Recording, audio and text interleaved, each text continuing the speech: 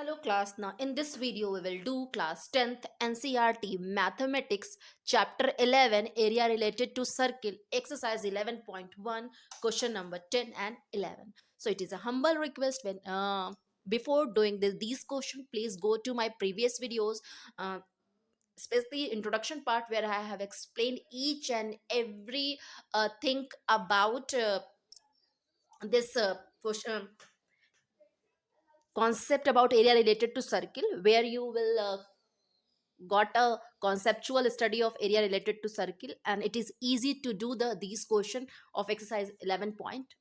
Okay, so without delay let's do question number 10 and 11. Okay, let's do it. An umbrella has 8 ribs. सो एक umbrella है जिसके 8 ribs है, four वाला front में दिख रहा है, फोर वाला बैक में, और ये 8 रिप्स है विच आर इक्वली स्पेस्ड, वो इक्वली स्पेस्ड है. Assuming umbrella to be a flat circle of a radius 45, और उस अम्ब्रेला का हर एक रिब जो है वो 45 सेंटीमीटर है. Find the area between the two consecutive ribs of the umbrella. तो find area between two consecutive ribs. So दो कॉन्जिक्यूटिव रिब्स के बीच का एरिया मुझे निकालना है. ओके, तो चलिए हम लोग निकालते हैं. सबसे पहले यहाँ पर नंबर ऑफ रिब्स कितने हैं? 8 है. So angle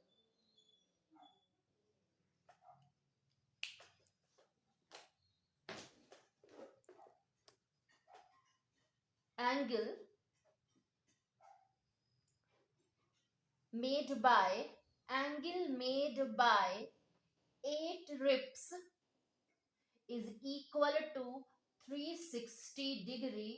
So angle made by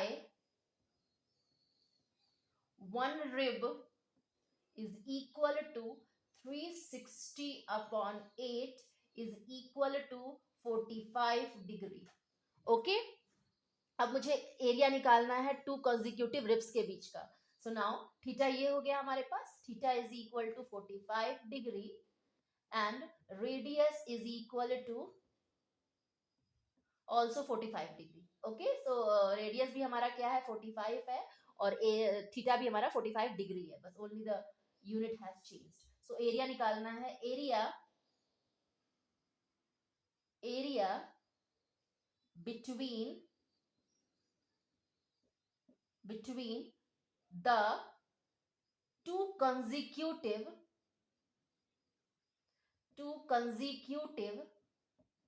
ribs is equal to area of sector.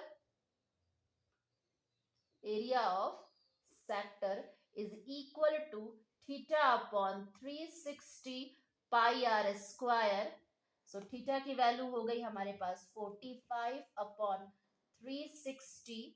पाई की वैल्यू हमारे पास रखनी है, यहाँ पर दी हुई थी. पाई वैल्यू 3.14 रखेंगे. सो ये हो गया 3.14 इंटू आर की वैल्यू है 45 इंटू 45. ओके, कोई प्रॉब्लम? सो आप अब 45 1 जा 45, 45 8 जा हो गया. अब 2 की टेबल से 2 4 जा 8, और ये हो गया आपका 1.57. Okay, so you will multiply these questions. Okay, so let's do it. अब यहाँ पे मुझे क्या करना है? मल्टीप्लाई करना है. This is 1.57 into 45 upon 45 upon 4 is equal to 3179.5 upon 4. So you got the answer, that is 794.75 centimeter square. Okay, centimeter square. So this will be your answer. So let's question number 11 easy है, कुछ नहीं करना है. Theta आपने निकाल लिया. आपने 1 से लेके 9 क्वेश्चन तक सेम यही प्रोसेस किया है. Area of a sector, area of a segment निकालना. So let's do the 11. A car has 2 wipers. Car के पास 2 वाइपर्स होते हैं जब हैंड की तरह से, और वो स्वाइप करते हैं आपके फ्रंट मिरर को. Each wiper has a blade of a length 25 centimetre. हर एक ब्लेड का जो लेंथ है वो 25 सेंटीमीटर है. Sweeping through an angle 115. Find the total area cleaned at each sweep of the blade. Find total area cleaned at each sweep of the blade. तो यहाँ पर क्या है, theta is equal to 115.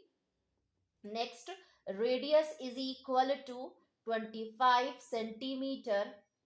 सो अब हमें निकालना है यहाँ पे area, total area clean at each sweep of a blade. So यहाँ निकालते हैं हम area, total area, sorry,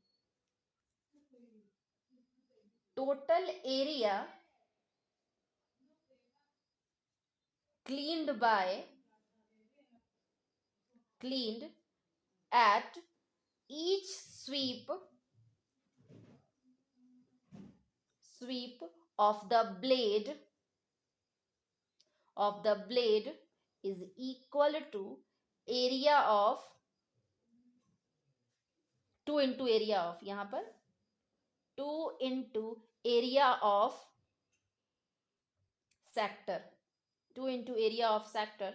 So 2 into theta upon 360 pi r square. So this becomes 2 into theta की वैल्यू है 115 upon 360, पाई की वैल्यू 22/7, आर की value है 25 into 25. Okay, अब इसको कट करते हैं हम लोग जरा सा.